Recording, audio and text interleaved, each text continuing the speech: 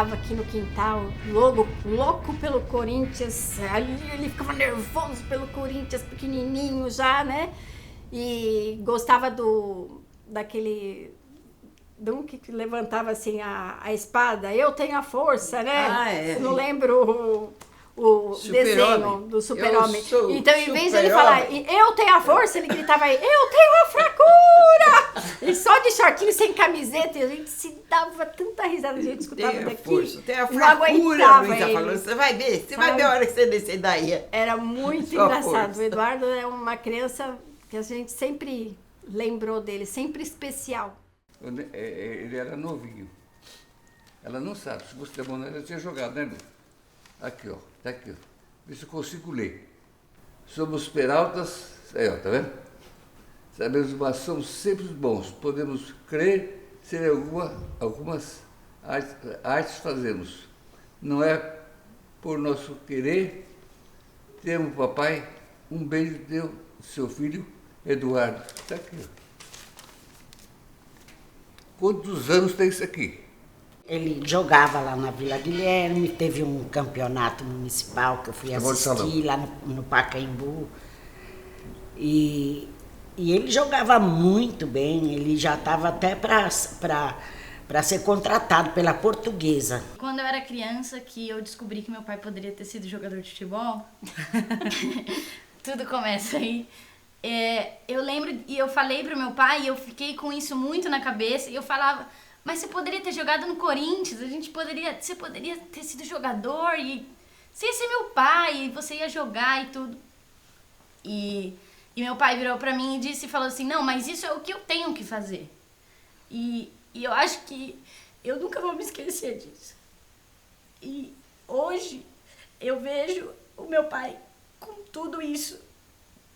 E eu acredito que se tivesse mudado e ele teria sido jogador de futebol, ele não teria tocado tanto de pessoas que hoje ele toca, ele não teria ajudado tanto de pessoas que ele ajuda, ele não teria sido tanta referência para tantos lugares e tantas pessoas.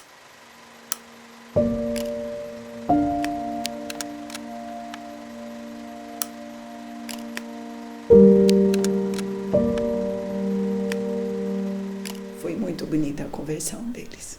Foi uma grande vitória, não por força e nem por violência, mas pelo poder do Espírito Santo de Deus.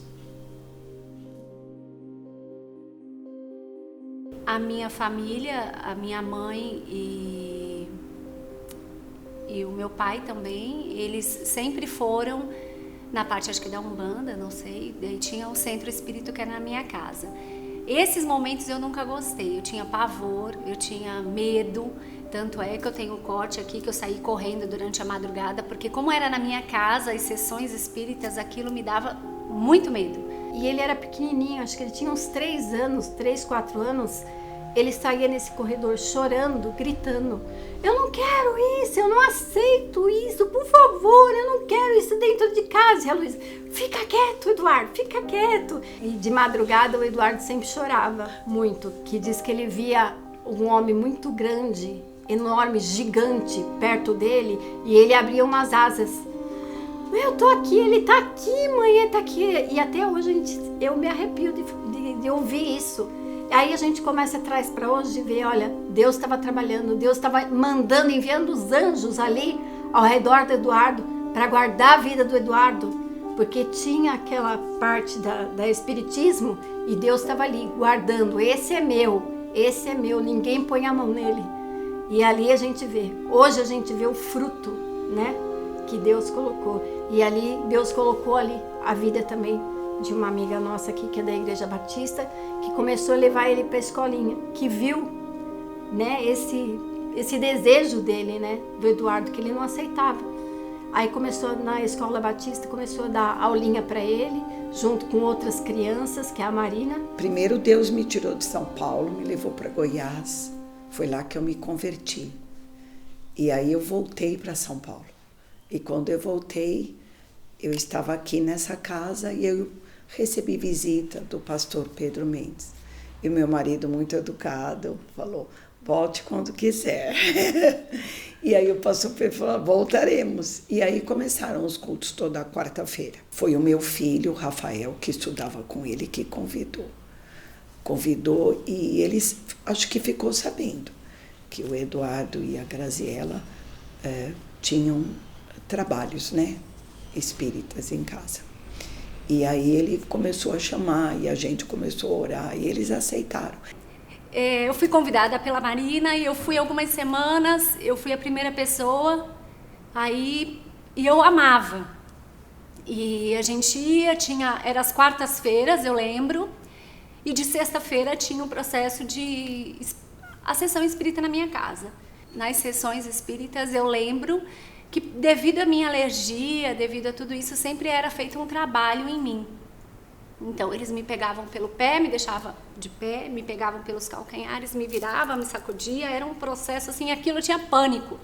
Mas era aquilo que acontecia quase todas as semanas. Bom, quando eu comecei a ir, passaram essas semanas, daí teve uma semana que foi feito um apelo. Então assim, foi como GF hoje, né? Foi numa célula, na casa dela, daí foi feito um apelo. Quem queria convidar Jesus para morar no seu coração. E eu com 8 anos, eu fui assim muito sincera, e o Senhor sabe disso. E eu falei, Senhor, é a única coisa que eu quero Jesus no meu coração. Foi assim, quem queria Jesus no seu coração? E eu falei, eu quero Jesus no meu coração. Passou, e daí eu fui conversar com a tia, que era a tia Carol, daí ela falou assim pra mim, naquele processo ela disse assim, eu falei, eu morro de medo, eu vou pedir para minha mãe para ficar na rua, eu não vou mais ficar em casa, eu não vou obedecer, na hora da sessão espírita eu vou sair. Ela falou, não, porque a gente está aprendendo a palavra de Deus, e a palavra de Deus diz que o filho tem que honrar o seu pai e a sua mãe. Você não pode ir contra a palavra de Deus. E aquilo foi muito forte, porque eu lembro daquilo lá. Ela falou, mas a partir de hoje, existe alguém com você. Jesus está no teu coração. E eu fui para aquela última sessão assim. Quando a gente chegou na sessão espírita, fiquei lá no fundo, como todas as semanas, com medo, sentada lá no fundo. Eu estava sentada, o Edu estava sentado perto de mim. E, de repente, minha mãe falou, você não vai fazer o trabalho nela? Daí, atrás dela, no que eu fui me levantar, o espírito, foi o demônio, começou a gritar, tira ela daqui. Porque o homem de branco não deixa mais eu tocar nela. E daí, no meio de uma sessão espírita, aquilo para mim foi muito forte, porque eu falei, o quê? Não, o homem de branco não deixa mais eu tocar nela. E eu falei, o homem de branco é Jesus Cristo, mãe. Ele é Jesus. Daí minha mãe, no meio de uma sessão espírita, minha mãe, o que você está falando? Eu falei, é Jesus. Eu falei para Jesus morar no meu coração. Então, aquilo foi a sessão, realmente teve que encerrar, porque não funcionava nada, eu tive que sair, mandaram eu sair do meio da sessão espírita, minha mãe me tirou e não entendeu nada. E daí, depois disso, ela veio me perguntar, quem é o homem de branco? Graziela, quem é esse homem de branco? Graziela, quem é esse homem de branco? Daí eu falei, esse homem de branco é Jesus, mãe. A única coisa que eu fiz lá foi orar e pedir para Jesus morar no meu coração. Então, o homem de branco é Jesus. Naquele dia, ela ficou abalada. E ela veio no dia seguinte com a Bíblia e começou. E ela disse, quem é? Eu falei, esse homem de branco é Jesus. E eles não oraram no Eduardo nem na Graziela. Mas naquele dia veio a dúvida no coração dela. E a dúvida às vezes é boa. A dúvida veio e ela falou, o que eu faço? Eu falei, leia a Bíblia. Eu me converti também lendo a Bíblia no meu quarto. Eu confio na palavra viva, né? Porque um dia ela toma vida e transforma. Então aquela casa foi aberta como uma bênção na nossa vida, né? Quantas e quantas coisas aconteceram através daquele momento, através daquele encontro. E que transformação, né? Porque houve toda uma transformação de uma história, de uma vida, de tudo. Se eu não tivesse Jesus, a minha vida não seria como é hoje. Eu tenho certeza disso. Ele realmente foi o que dividiu tudo. De domingo a gente alugava ônibus para poder ir para Água Rasa, porque queríamos participar da ceia ou dos cultos de domingo, porque aqui era só de quarta. Então a gente alugava um ônibus bem velho, porque era o mais barato. E muitas vezes ele na subida da ponte ficava, sabe, às vezes parava, a gente tinha que esperar o motorista arrumar para continuar. E numa dessas viagens, a Adriana foi.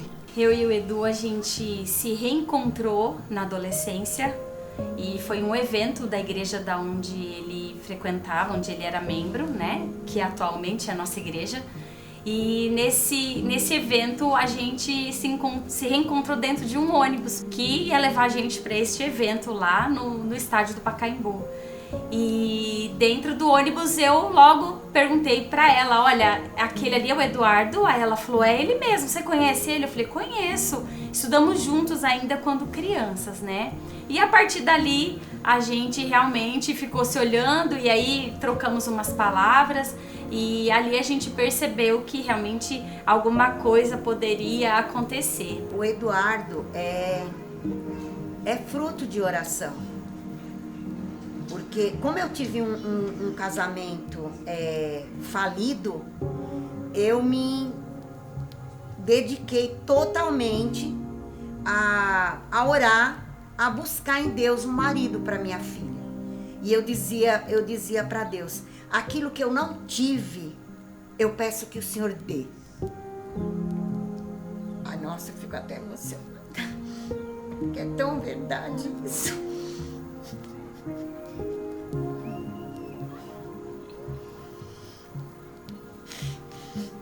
Muito profundo, porque eu orava com tanto sentimento, com tanta verdade, pedindo para o Senhor que aquilo que eu não tive, eu pedia para ela.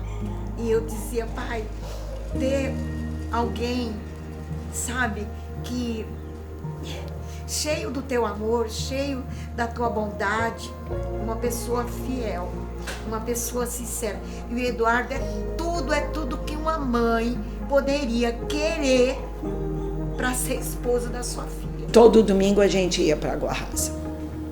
Era muito sofrido, porque a gente queria permanecer na Vila Maria. Eram muitas pessoas, era um dinheiro gasto. E aí, depois de 5 anos, conseguiu alugar o salão na Araritaguaba que vocês foram. Foi lá que o Eduardo casou com a Adriana. E foi lá pela primeira vez que eu ouvi numa aula de escola dominical. E quem estava dando aula era o filho do pastor Pedro Mendes, Marcel Mendes. E no fim da aula ele perguntou se alguém queria falar alguma coisa. E nessa manhã de domingo o Eduardo levantou a mão e disse, eu quero ser pastor.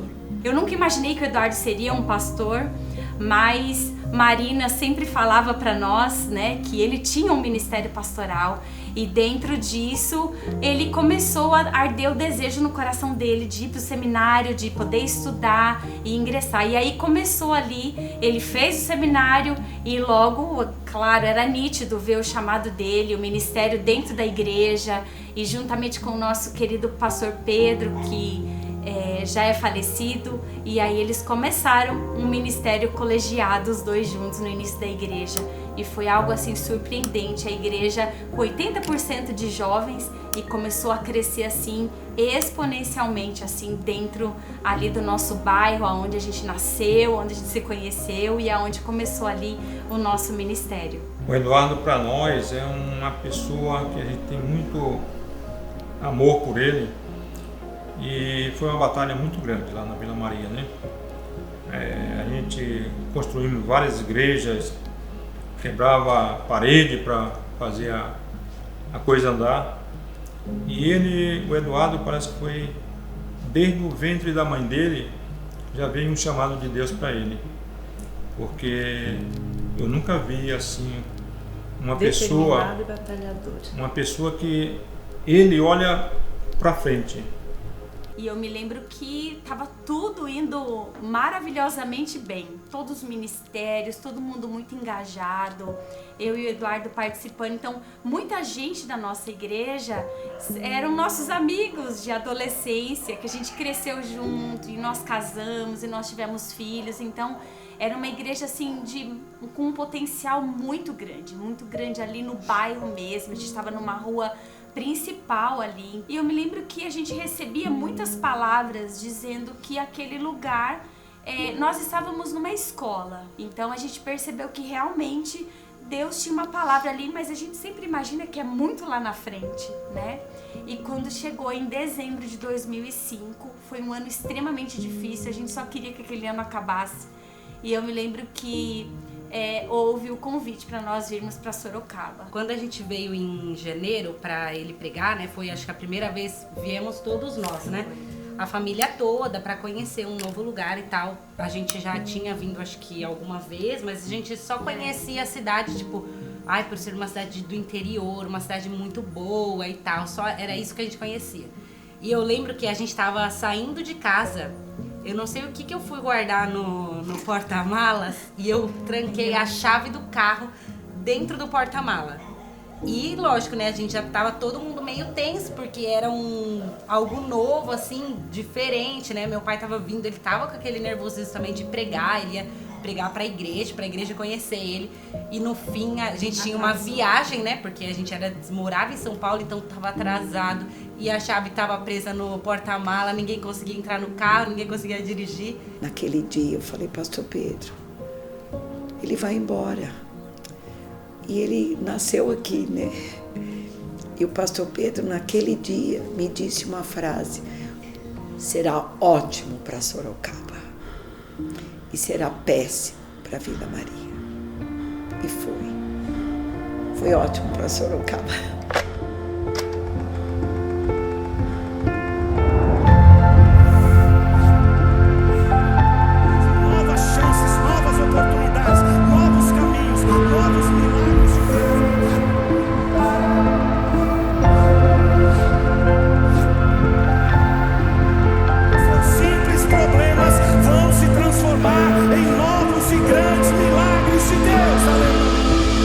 Nós estávamos na Ubirajara, teve um momento que não tinha mais para onde crescer. Nós já tínhamos...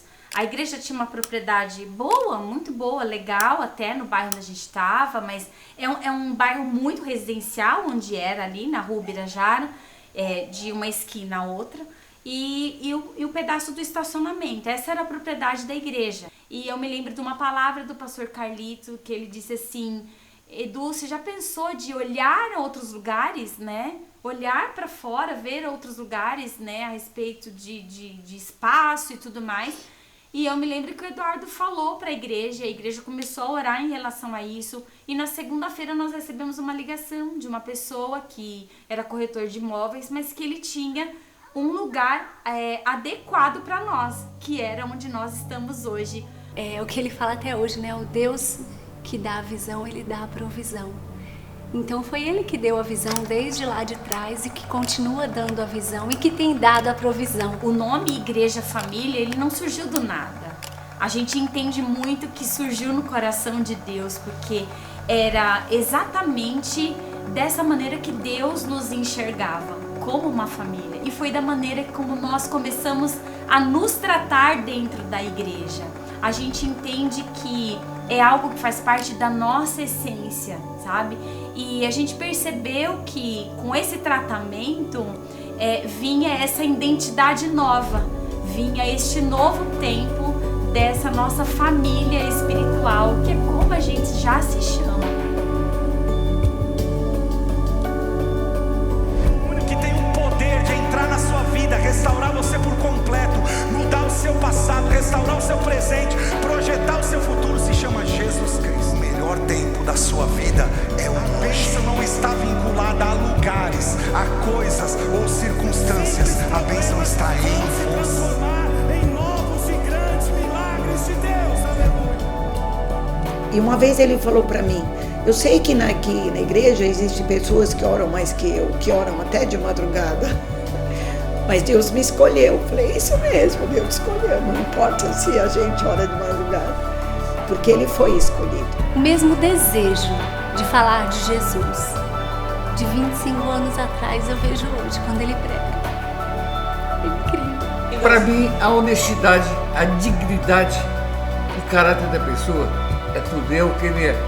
Que ele possa levar a mensagem do Senhor nos 4 cantos do país e no mundo também. Deus só tem que abençoar cada dia mais a vida do pastor Eduardo.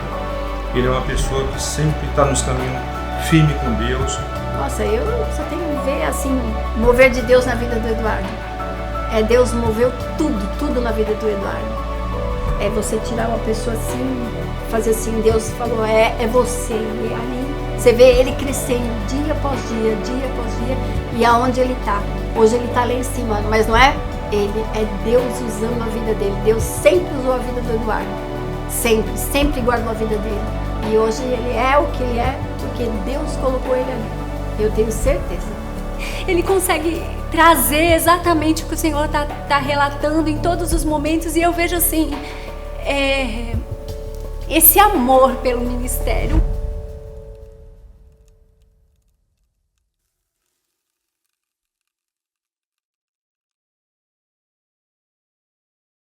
Vai. Vovó, eu te amo.